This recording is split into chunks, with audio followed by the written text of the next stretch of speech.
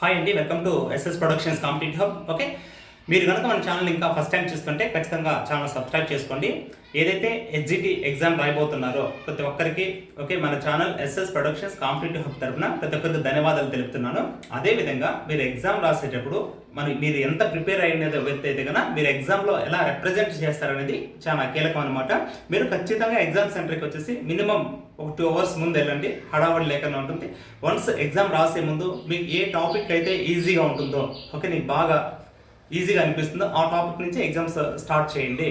Okay, ఎందుకంటే మీకు తెలియని సబ్జెక్టు అంటే కొద్దిగా టఫ్గా ఉంది, సరిగ్గా ప్రిపేర్ ఎలాంటి టాపిక్ కానటువంటి ఏదైనా టాపిక్స్ అని దాన్ని స్టార్ట్ చేయొద్దు. ఆర్డర్ అనేది అవసరం లేదు. మీకు ఏది ది బెస్ట్ నేను బాగా చదివాను అని మీకు కాన్ఫిడెన్స్ ఉంటుందో ఆ టాపిక్ నుంచి ఎగ్జామ్ స్టార్ట్ చేయండి. దీనివల్ల మీకు ప్లస్ అవుతుంది.